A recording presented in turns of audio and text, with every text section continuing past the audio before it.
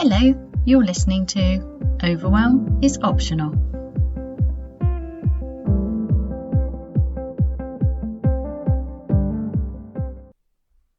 Hello and welcome to episode 2. This is a lockdown special. So how can we reduce overwhelm during this tricky time? So you might be thinking, that's crazy. The world has gone crazy. It's impossible for me to feel better at a time like this.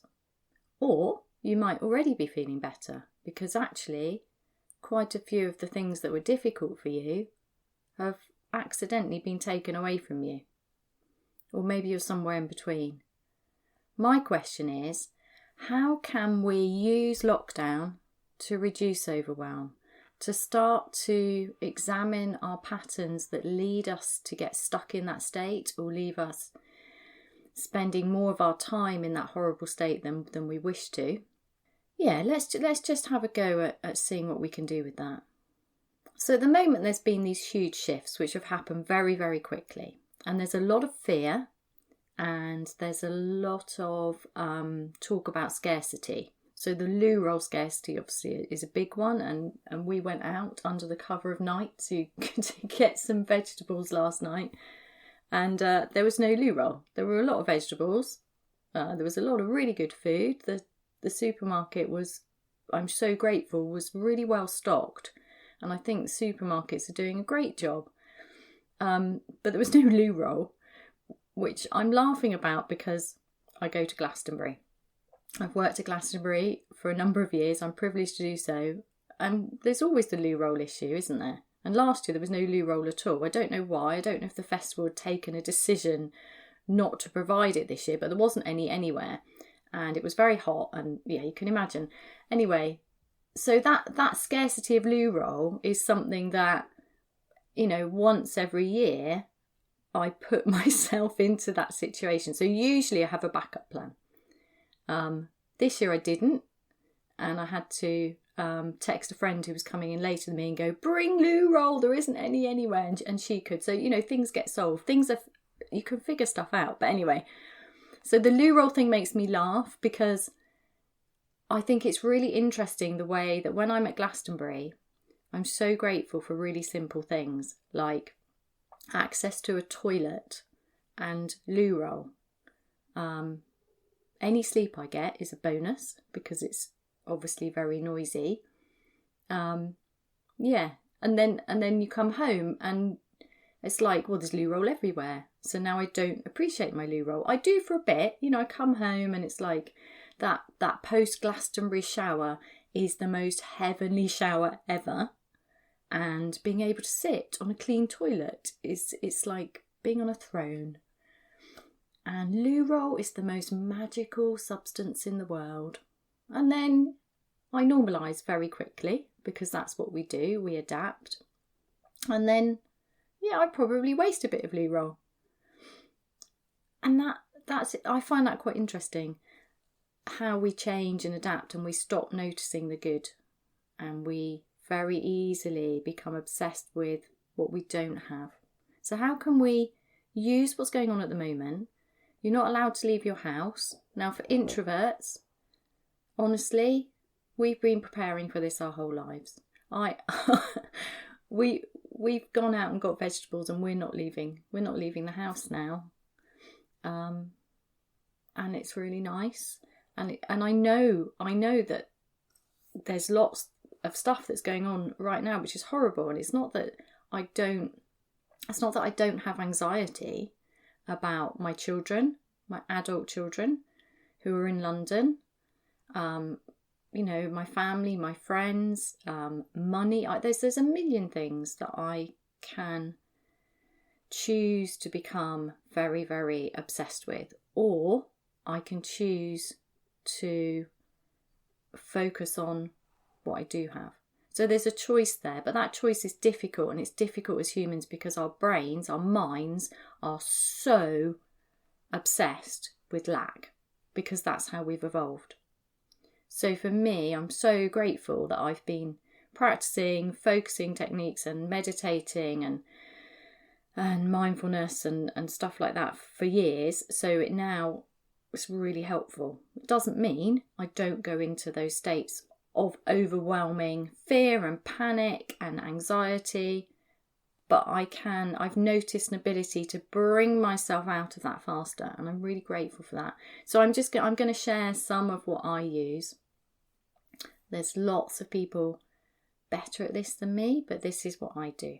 So I will do that in a while, but I just wanted to really try and help you if you're stuck in lockdown and it's like overloading you, or it's not overloading you and you recognise there's some opportunity here for deep examination and maybe when, looking ahead when we can all go outside again and party,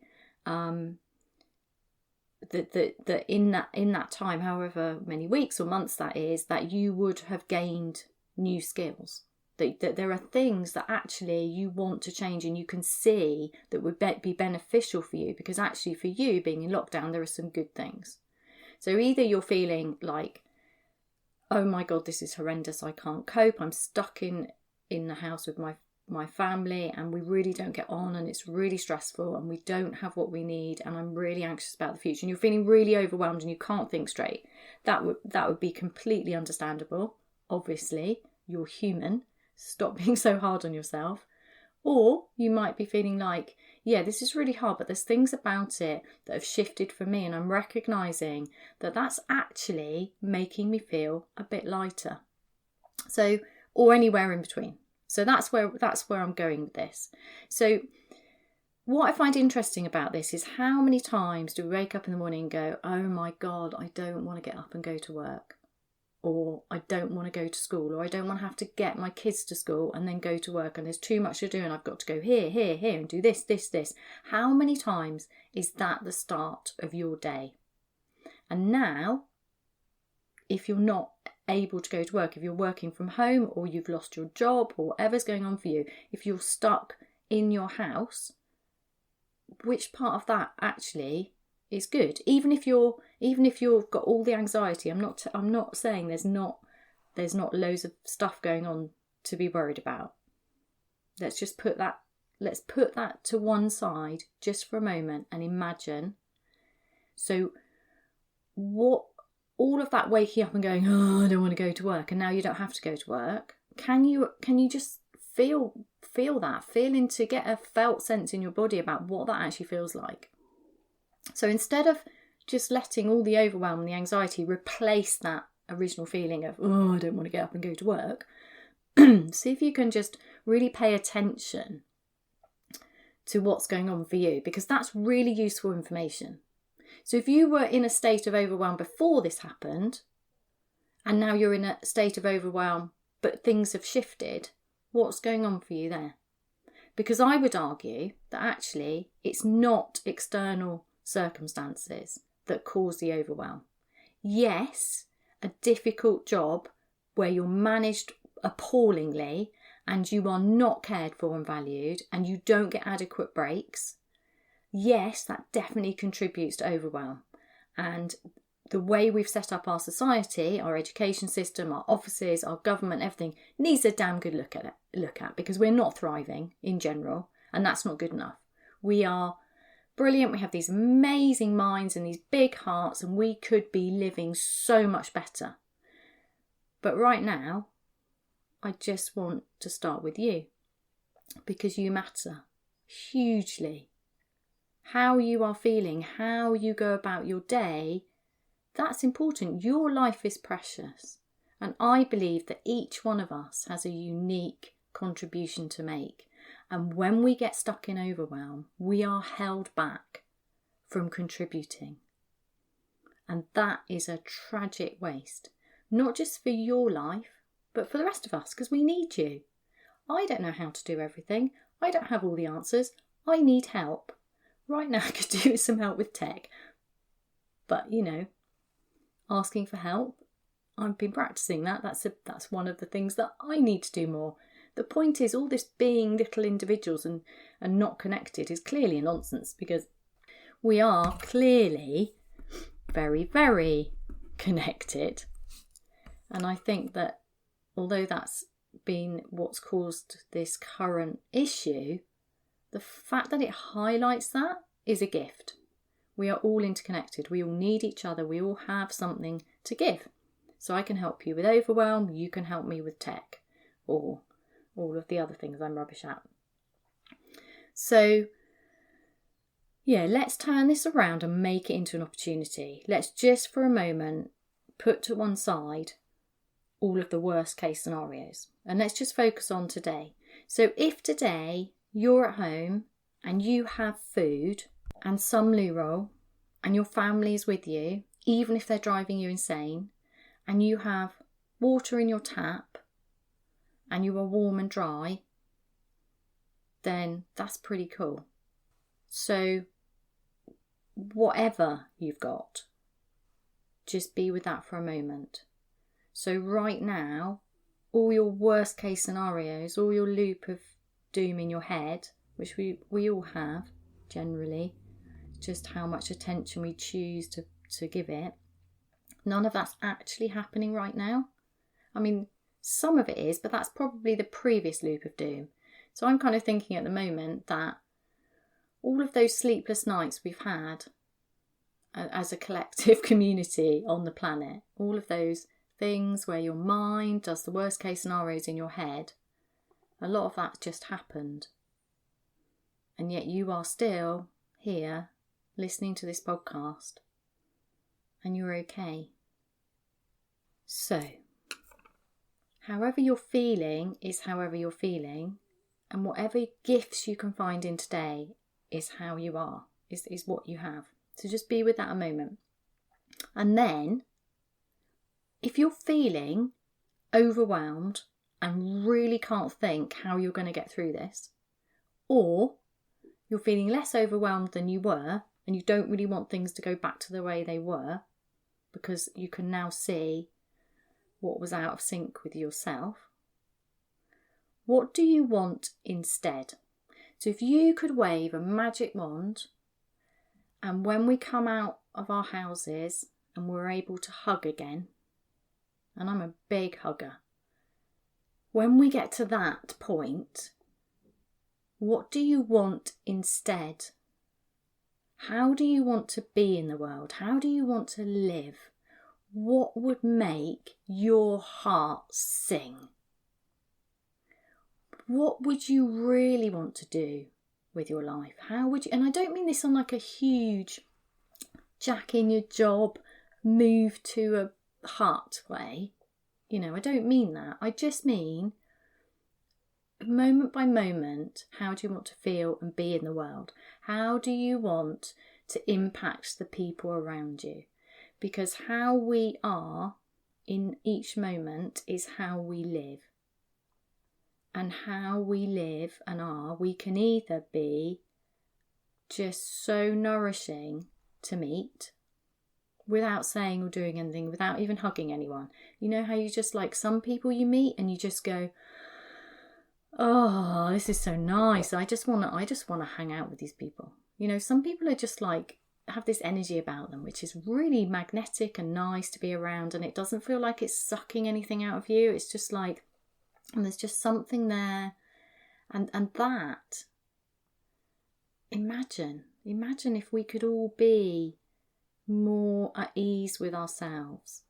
If we knew what we were good at and we wanted to share that, rather than struggling through lives that don't work for us, getting stuff done in a state of fog and overwhelm and feeling crap. Imagine a world.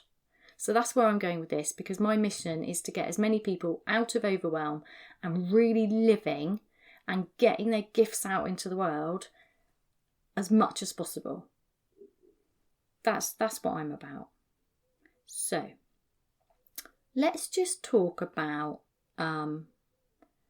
what's the opposite of overwhelm. So to me, and it could be different for you, and this is really important.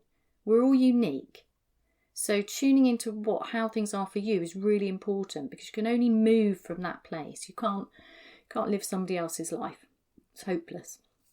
So when I say what do you want instead, So if to you overwhelm is like this heavy fog, like you just can't, like, what do I do next? What was I doing? I can't remember. I'm sure this wasn't the life I intended to live. So you might be like really high functioning. You might have like a really quite high power job. You might be getting through and it looks like you've got it all together. So if I think about some of my worst points, from the outside it would have looked like I was high functioning. I was helping a lot of people. I was getting a lot of stuff done. I was really good at my job. But at home I was rubbish. I'd like have a really good day. And even if it was a day that was filled with joy, even if it was a day when I was teaching maths and I was in that state of flow, because I love teaching. I'm a natural teacher. And there'd be times when, wow, it was just amazing. And I genuinely thought it was the best job in the world and I was really lucky. And I was for moments of it until it crushed me because I wasn't paying attention to what I needed. And I'd get home and I'd be so like, I'd have to close down again in order to just cope. And I'd often just walk through the door and cry. And I remember some of the worst moments actually where I look back and think, I can't even really say hello to my dogs. Now, I've got 3 awesome dogs and they're all lovely. And 2 of them are Cavalier Spaniels. And Cavalier Spaniels are the happiest dogs I know. I mean, I'm sure there's lots of other happiest dogs and everybody's got very personal preferences with dogs or you don't like them. But my dogs are always happy. And even if I'm rubbish, like I just can't quite manage to connect with them, they're still there, wagging their tail, and they still love me. And I remember a friend saying to me that she was teaching as well, and she said, yeah, when it gets really bad, I can't even connect with my partner. And I just thought, yeah, I'm not connecting. I'm very disconnected. And I'd learned to disconnect from myself to survive and do my job really well and help. I was always helping other people. And then I was just disconnected from myself. And that not really being able to greet my dogs properly, like their enthusiasm for me was too much. That's terrible. That's rubbish. You'll be glad to know it's not like that now. Oh no. There's a lot of my dogs come upstairs to work with me. Rosie's behind me at the moment. You might get a little snore on the podcast if you're lucky. That joy for me, one of the joys of now working from home is that I'm taking back those parts of my life that I lost, and I can look back and see what I was missing. But hindsight's a great thing, particularly if you're deeply reflective or you get coached in that to go back and get the gold. But for me, that heaviness, that fog, that not being able to see the wood for the trees for the wood, the wood for the trees. I couldn't see a way through, and I thought I could, but I look back and think, no, you made it too complicated, because actually I was using my head to try and get out of the overwhelm, and that's where I think I went wrong. So let's just draw this out. For me, overwhelm feels heavy, exhausting, and it's like having a fog. So the opposite to that is a lightness, an ease in my body. And by that I don't mean like so laid back I can't do anything. I actually mean quite the opposite. To me, ease is a state of resting readiness. It's like, I guess dogs do it, don't they? They're like sleeping, and then you say, do you want to go for a walk? And they're on it. They're there, they're ready. They go from 0 to 60. They're just there. And that, to me, that sense of ease in my body where I am standing my ground. I feel safe and welcome. I feel like there's space for me. Yeah, and also that ease becomes an absence of pain for me, or maybe not. Yeah, or maybe the opposite is my overwhelm led to my body locking up and led to pain. And then, so for me, part of my journey is noticing the body and unlocking the body, and then pain started to go. So the opposite to me is we go from heaviness to a lightness and ease in the body, and in a sense of being here, being ourselves fully, not feeling pressured to be something other than we're not pushing through all the time. So achieving our dreams, and working hard towards things, but not pushing and striving. And in that lightness comes an energy, because we're just able to flow and release and just be ourselves. And then there's just this natural energizing effect. So it's quite a big thing for me, and you can see that it's very physical. And that's because my journey and what I teach and what I've learned is to do with that body-mind connection, which I'm going to talk a little bit more about in a moment. And the other thing is this cognitive overload in the head, this fog, where it takes an enormous amount of effort to think clearly. No, it's not that you can't think clearly, and it's not that you don't have moments when it's like, yeah, my brain's on it. It's just that it's exhausting. It uses so much power. So at the end of the day, it can feel like you physically ache from the cognitive demands. And I had that quite a lot, where I'd be like, why do I physically ache when I've actually just taught 6 lessons? Because I did used to move quite a lot as a teacher, but it's not like I was running a marathon, and yet I felt like that. So what was that about? So the opposite to me is this clarity of thought, this lovely, just, oh yeah, I can see now. Yeah, this knowing, this deep knowing, this clarity of thought, this being able to go, oh, so the next step is this, rather than, I wonder what the next step is. I wonder how I solve this problem. That effortful thinking. This is more effortless, because when fog clears, you can see. And so we've got heaviness to lightness and energy, and we've got out of this fog, this cognitive overload, into this clarity. And that clarity allows focus. And when we have real proper focus, that beautiful thing that happens when we know who we are, we know what we want to achieve, and we're clear and open and energized, that focus, that moves us forwards to our dreams, but not at the expense of our body, our health, our well-being, our sanity, and our relationships. So, I'm going to tell you a little bit more about my story and how I got to this point. So I would argue that my cycle of exhaustion, stress, overwhelm, that pattern which led me to an embarrassing, tragic burnout, which I'm not now almost laughing about, not because it's funny, but because it's just so good to be out of it. So good to be out of it, and that's what I want for everyone. So I think my story starts this time. So I'm just going to start my story in a different place each time. But that time when I decided to finish my degree with the Open University, and this is no criticism of the Open University, which I think is just amazing. I'm so grateful to the Open University. Please fund students in the Open University, because it's amazing.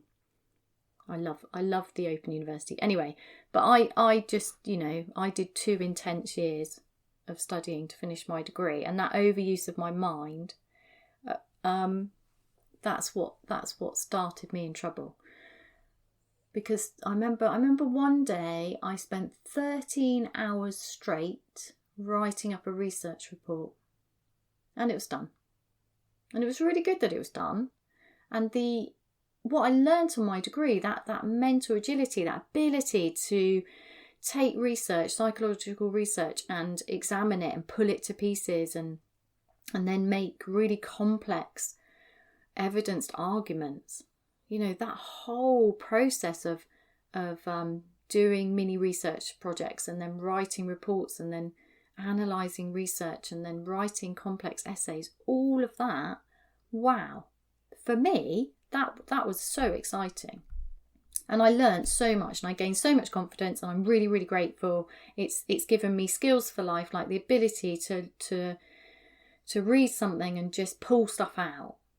And I love that about myself, and I'm really grateful for that. I'm really excited about that still. However, plus all the knowledge, the ton of knowledge that I crammed into my head, that's always there with me. It's always useful. But that overusing of my mind at the expense of my body, that's when my journey starts to tip into overwhelm, because I've overused my mind. And overwhelm is in your head.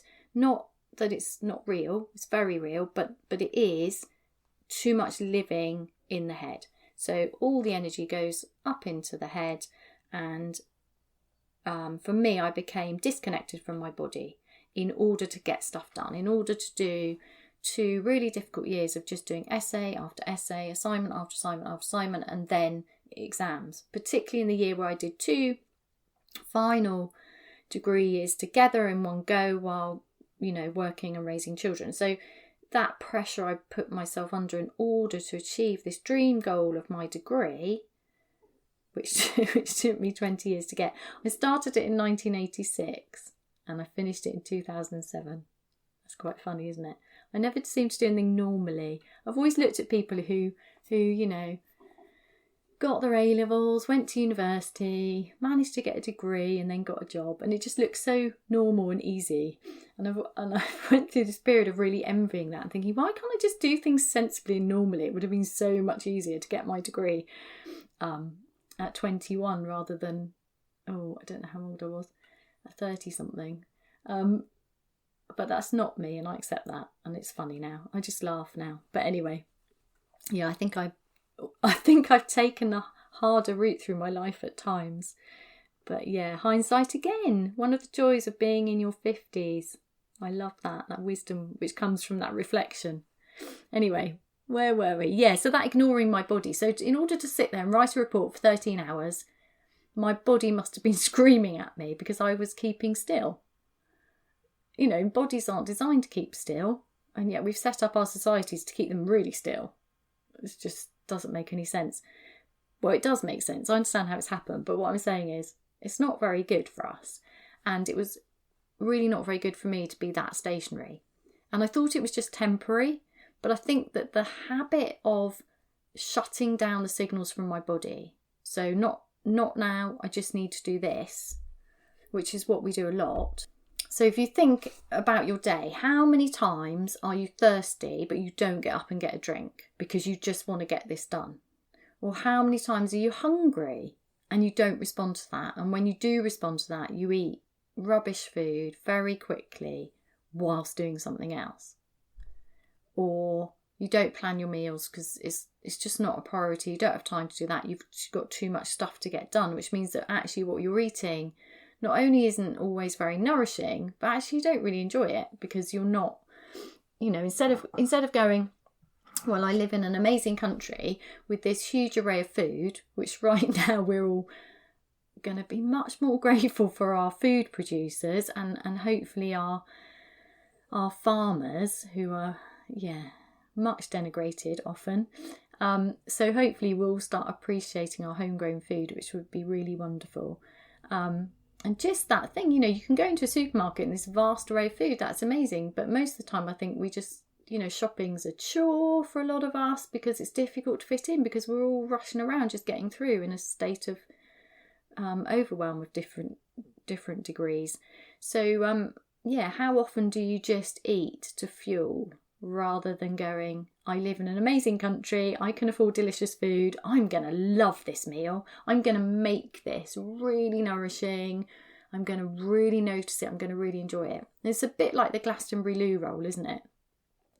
When you're at Glastonbury, loo roll is amazing, a clean toilet is amazing, getting any sleep is just heaven, and then you get home and all those things normalise really quickly. It's exactly the same thing.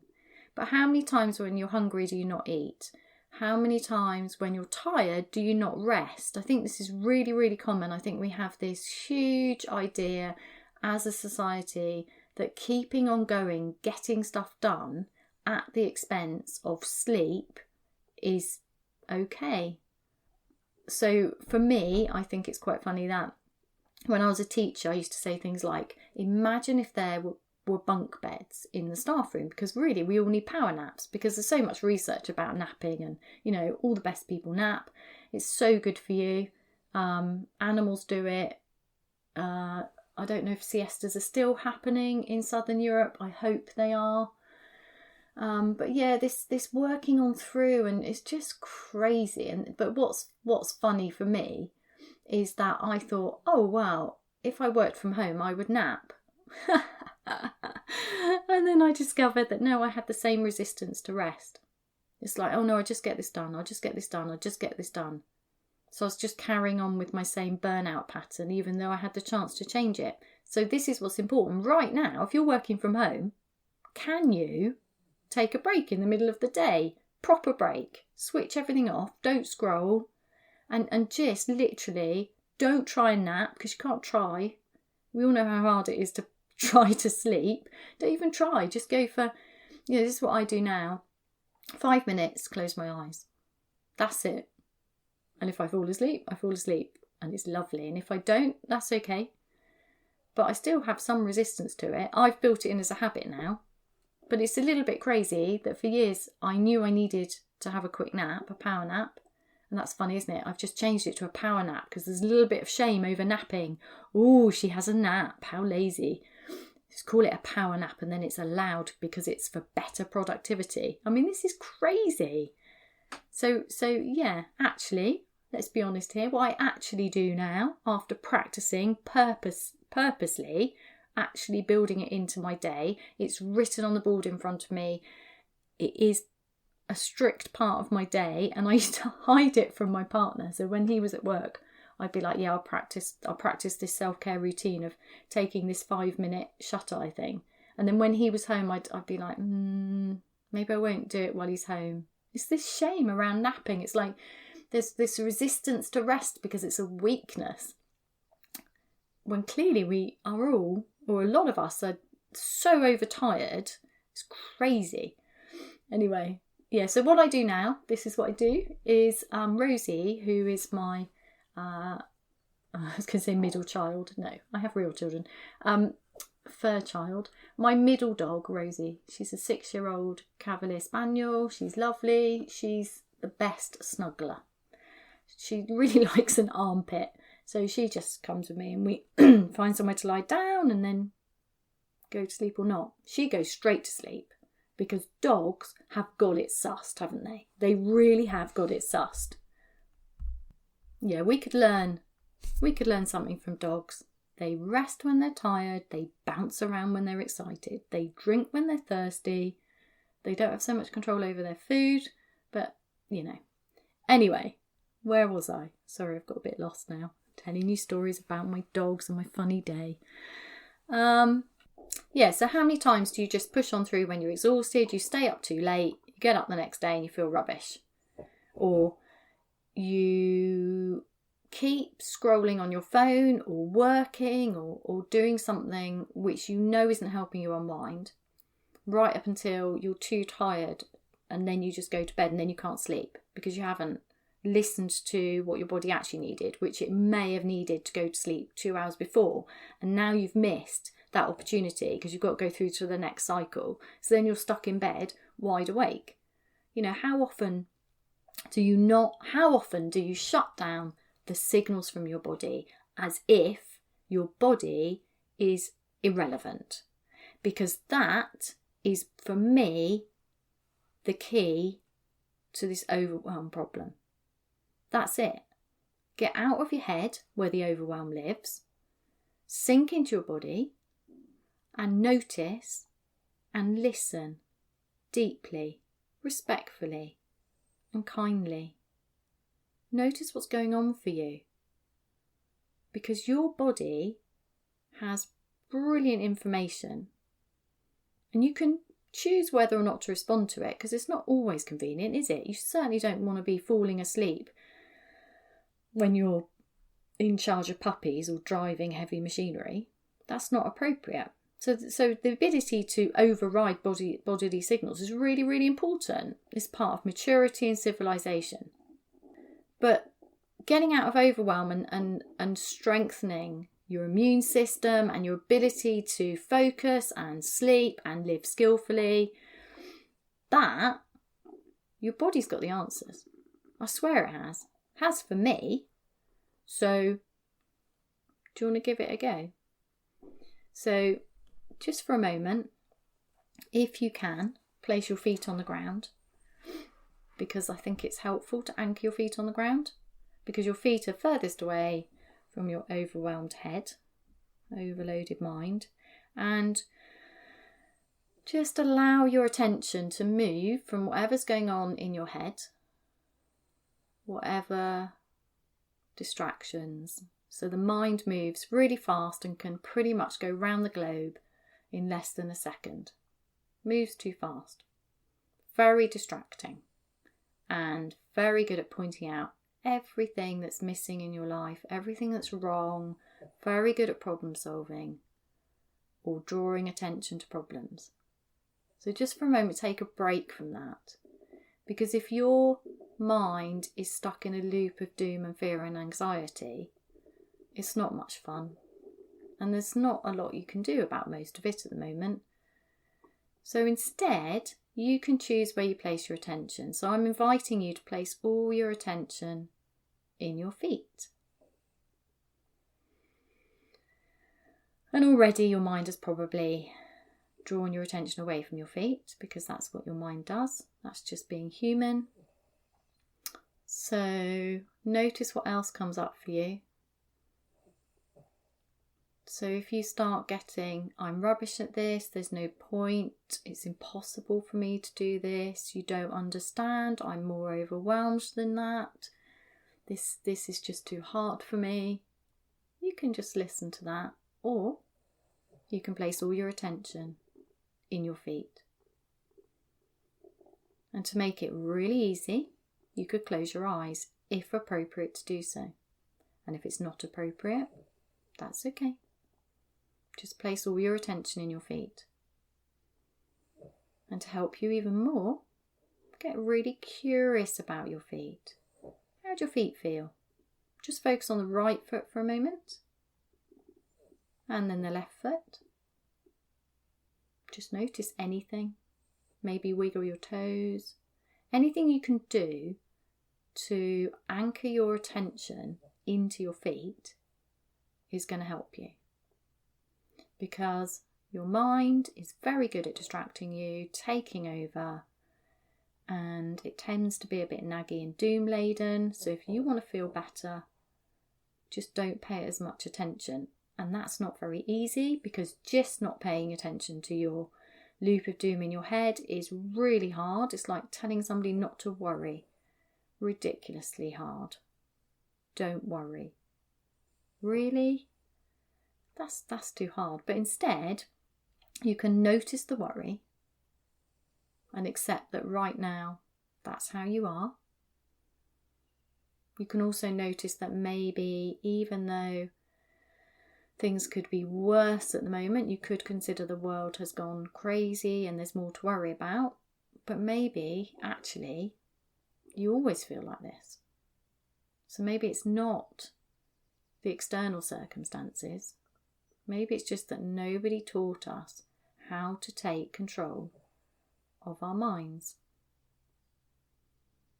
Yet. That's where we're heading. That's where we're evolving. How to take control of your mind. Not trying to calm the mind. Just moving the attention away from it. So, if you want, you can say, yeah, you're a bit naggy, mind. Just not going to listen to you for a little while. Place your attention in your feet. Then place your attention in your belly. And if your belly wants to soften, now's a good time to allow it to soften, if it wants to. And if it doesn't, that's okay. Just notice that. So all you're doing is noticing what's going on in your body instead of focusing in on your mind. And you can notice both. You can choose to place your attention back into your mind, if your mind hasn't already distracted you, and you can notice the storminess of it. You can notice whatever it's doing to distract you. And then you can purposely move your attention back into your body. Feel your feet on the ground. Allow your belly to soften if it wants to. If it doesn't, notice that. And then you might like to place your attention in your shoulders and notice the space between your shoulders and your ears. Just notice how close to your ears your shoulders are. Just notice. Don't try to change anything. Just notice. So we're making this as easy as possible by accepting the fact that your mind is going to distract you, that it's really not very possible to keep your attention in your body. You have to keep doing it over and over again. That's normal. So you're not failing, you're just accepting your humanness. So the control is not the ability to completely calm your mind, to stop worrying, to stop the loop of doom and nagging. The control is the purposeful placing of your attention into the body. And then it can be really helpful to get curious, because curiosity is the opposite of judgment, which is just really helpful, because otherwise the mind gets too involved in the practice, and it's just really irritating, because minds tend to find something wrong with the body and then start problem solving and then creating a story linked to why your belly won't soften, or why one foot is warmer than the other, or it's just boring and tedious listening to the mind all the time. So take a break. Get curious about your body. We're just going to keep layering this on. So once again, feel your feet on the ground. Get curious about any physical sensations in your feet. Temperature, tingling, heaviness, the feel of your socks or no socks or shoes, the ground beneath your feet. So if you're in a flat and you're, like the ground's a long way beneath you, it can be really helpful to imagine your feet on the ground, on grass, or to imagine like you've got tree roots coming out the end of your feet. This sounds a bit woo-woo, but I think it works really well. Because it's quite stabilising. So, if you're stuck in a flat and you can't go outside, it's just not a very natural state of being, is it? So, it might be fine for you. It might be wonderful for you in your flat, and you might not need to do this. So just ignore me. Just take what you need. Ignore the rest. I'm a country girl. I need to put my feet on the grass. That really helps me. So if you're missing the real ground beneath your feet, or you just want to increase the intensity of this grounding and feeling into your feet, you can imagine like tree roots or something going all the way down from your feet into the ground, if that's helpful to you. If it's not, just ignore it. It's just a method to help, or not. You are unique. Do what feels good for you. Okay, so feeling your feet on the ground. And then allowing your belly to soften. Notice the space between your shoulders and your ears. And then just notice how you feel. Bringing the whole body into your awareness, including the mind. So you can notice this busy mind at the top of your body. And then you can notice your whole body just still and stable for a moment. Or if you're walking, you can do this walking, but just really being in your body, becoming aware of your body. Just notice anything or nothing. Just get curious. And then a really helpful thing, if you are feeling very overwhelmed, or it's like your nervous system's got so used to being on high alert, if you want to start allowing the nervous system to remember where your off switch is, it's really helpful to bring in self-kindness. Now, self-kindness is a really interesting practice to me because some people seem to find it very easy to look after themselves. And the rest of us seem to find it quite difficult. So you need to think how things are for you. And even if you do find it quite easy to look after yourself, I still recommend you try this because it can add like another dimension. Now you need to see self-kindness as a superpower, as a strength, rather than as this like soppy, fluffy thing. Because it genuinely, there was some research on this, I can't remember where it is, otherwise I'd find it for you. I'll have to look it up. But this introduction of kindness, this quality of kindness, whatever that means for you, it's going to be different for everyone. But allowing this feeling of kindness to permeate your body is really good for you. It works. If it's not for you, don't try it. Just go with the curiosity, because that stops your mind hijacking you're putting your attention into your body. But should we give it a go? So let's go through the whole thing together. Then you can just do this whenever you need to for a few minutes each day, if that would be helpful to you. So feel your feet on the ground. Really feel your feet on the ground. Notice how your feet feel. Allow your belly to soften or not. Just notice.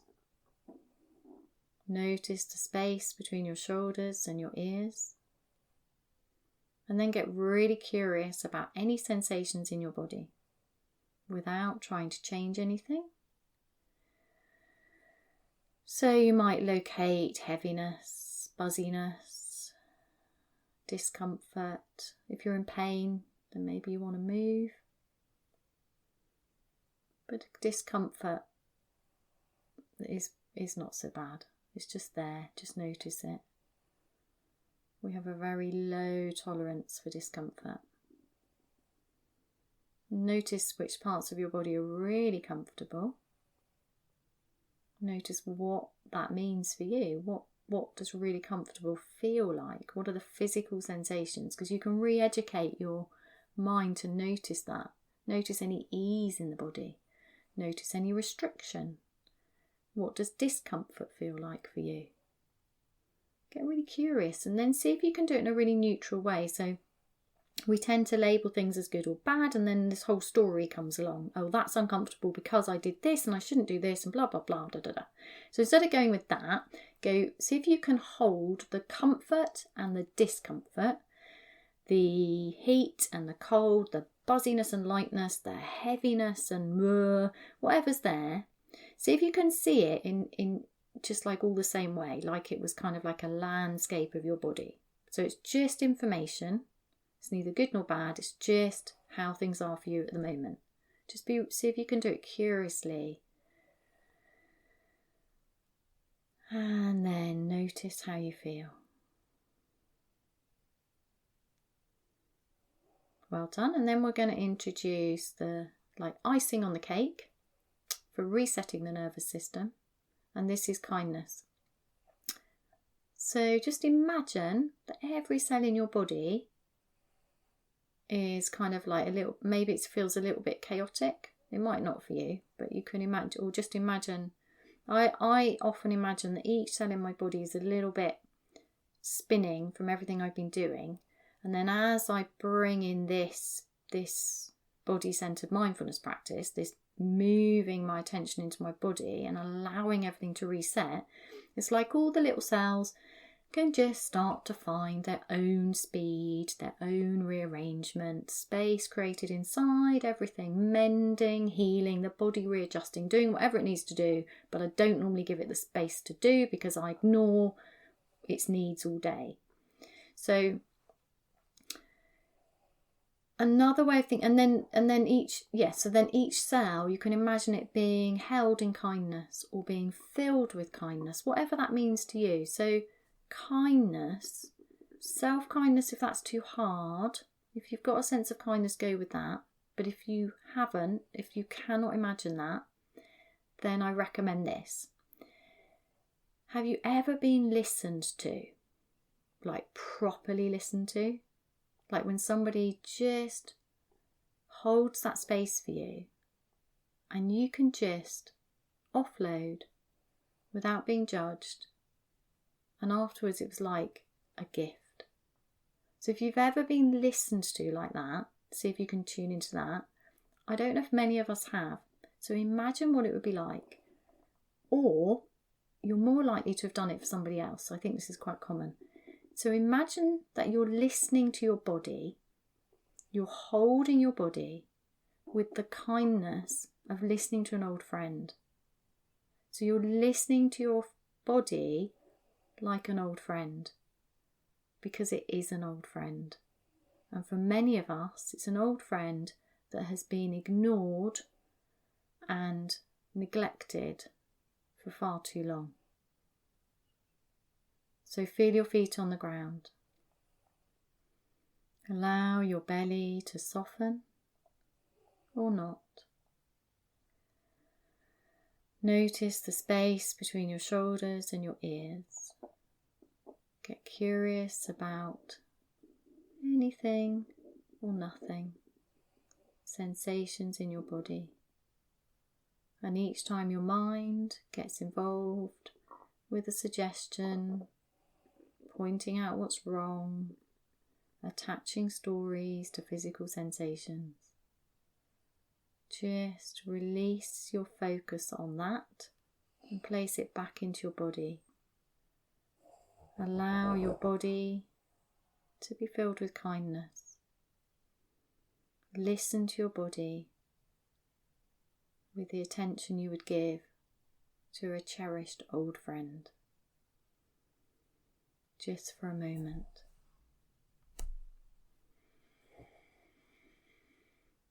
And notice how you feel.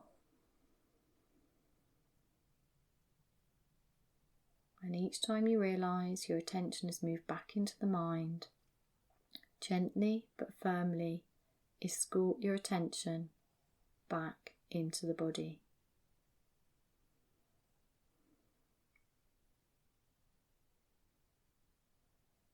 Over and over again.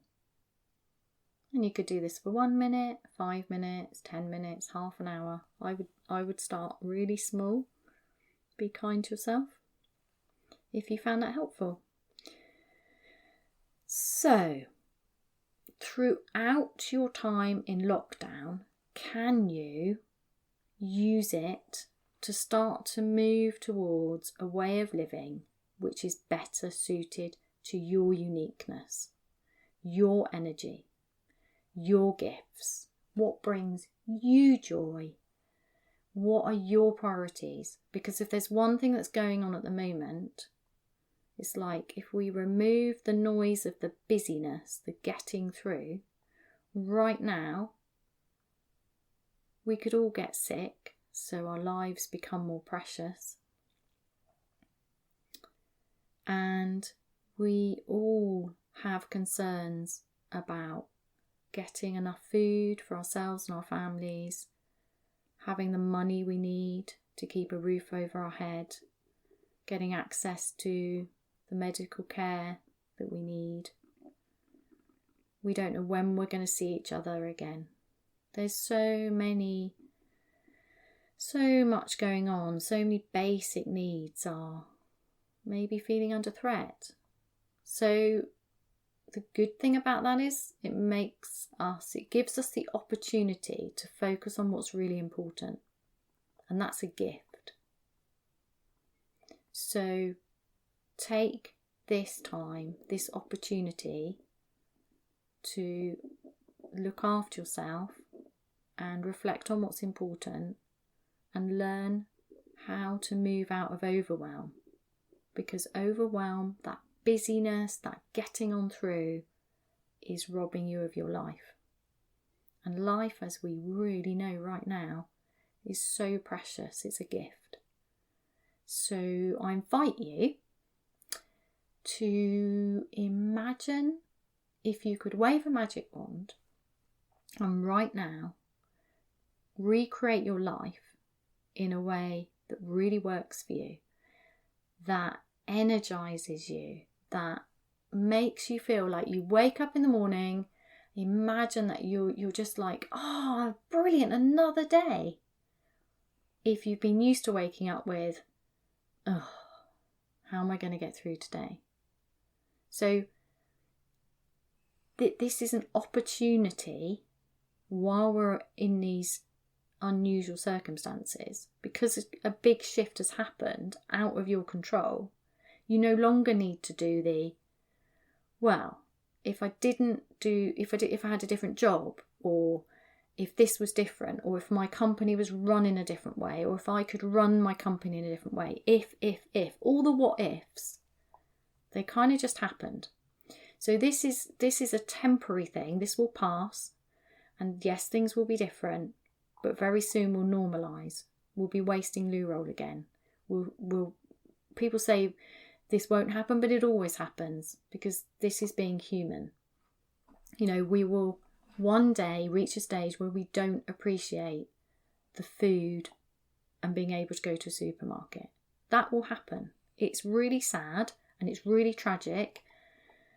And in a way, I kind of hope it happens, because then it means that we're back to a supply chain that works and we're all out. But what I really, really, really want to happen is that we find what brings us joy. We stop just getting through. We learn to live in alignment with our own unique gifts, our own energies, that we feel really well, that we make the absolute best of our time here. That's what I want. So, let me know what you think. Thanks for listening. And next episode coming soon. Have a good day. Take good care of yourself.